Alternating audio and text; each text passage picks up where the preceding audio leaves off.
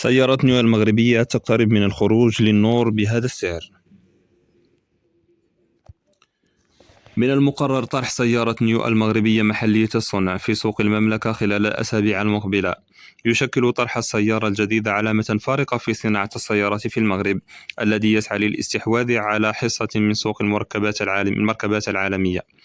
وقال وزير الصناعة والتجارة رياض مزور إن سيارة نيو المغربية اجتازت جميع الاختبارات بنجاح، وستقدم للعملاء المغاربة بأسعار تنافسية.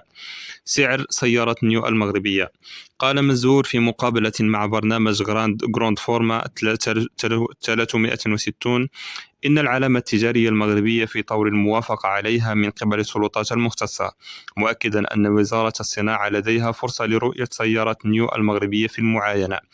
كان وزير الصناعة قد أعلن في نوفمبر تشرين الثاني الماضي الإطلاق المستقبلي لسيارة نيو المغربية محلية الصنع 100%، مؤكدا أن سعر السيارة سيكون 170 ألف درهم، ما يعادل 16,200 دولار. وشدد على أن السيارة خضعت لجميع الاختبارات الثابتة والديناميكية بنجاح، وتم التصديق عليها في المغرب وكذا في الخارج، والموافقة عليها جارية. تعمل سيارة نيو المغربية بمحرك بنزين، ومن المتوقع أن تكون الصيانة وقطع الغيار متوفرة بشكل كامل في المغرب وفقا لوزير الصناعة، إذ إن كل شيء سينتج بالكامل من قبل مصانع مغربية. تحديات صناعة السيارات: اعترف وزير الصناعة بعدد من التحديات التي تواجه نمو صناعة السيارات في المغرب، في مقدمتها أوضاع السوق العالمية وسلاسل الإمدادات. وأشار إلى أنه على الرغم من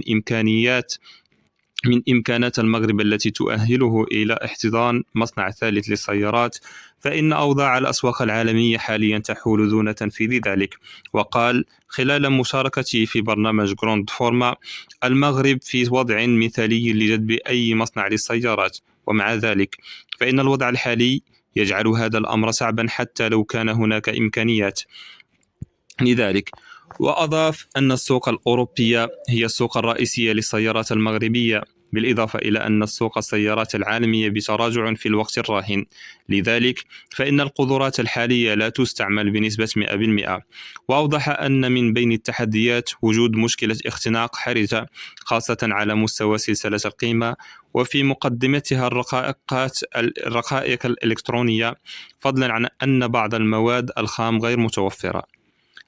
علامة فارقة في صناعة السيارات: قال مزور إن السيارات المغربية الصنع ستشكل علامة فارقة جديدة، إذ ستحمل اسما مغربيا، مشيرا إلى أن وزارته تعمل جنبا إلى جنب مع المستشارين المغاربة لزيادة معدل التكامل، بحيث تكون الأجزاء أيضا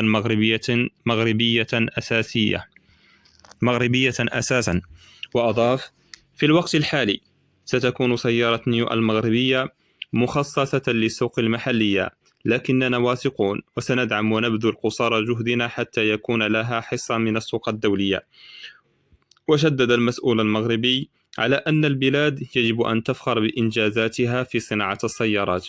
كان مزور قد سلط في بيان أمام البرلمان الضوء على أصول السيارات المغربية، مؤكدا أن الدولة الواقعة في شمال إفريقيا تضم 10,000 مهندس تصميم سيارات يعملون في العلامات التجارية العالمية من ألمانيا وبريطانيا وفرنسا وأمريكا الشمالية. صناعة السيارات في المغرب: أكد رياض مزور أن المغرب زاد من صادراته في السيارات إلى السوق الأوروبي بنسبة 50%، موضحا أن بلاده تكسب حصة في سوق السيارات العالمية، ما يعزز قدرة الرباط التنافسية في مجال السيارات. كانت إحصاءات قد كشفت أن مبيعات السيارات الجديدة في المغرب انخفضت بنسبة 8.15% خلال الأشهر التسعة الأولى من العام الجاري، مسجلة 120,905 سيارة مقابل 131,637 سيارة خلال المدة نفسها من العام الماضي. وقال مزور: تعد بلادنا من بين البلدان المؤهلة لرفع قدراتها التنافسية في صناعة السيارات، إذ تشغل منصات الإنتاج بأقصى قوتها، ويعمل على تدعيمها لتكون جاهزة لاستقطاب مصنع ثالث أو رابع حسب ما ذكر موقع موروكو وورد نيوز.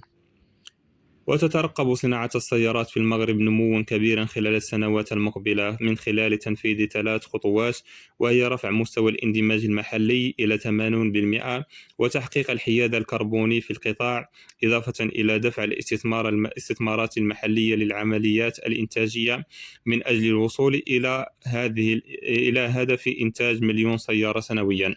ونجح المغرب في إنتاج أكثر من 700 ألف سيارة في سنة 2020، أسهمت في دعم صادرات البلاد، إذ استحوذت على حصة بقيمة 72 مليار فاصل 18 مليار درهم، 7.2 مليار دولار أمريكي، من خلال صادرات السيارات المغربية التي استقبلتها 74 دولة.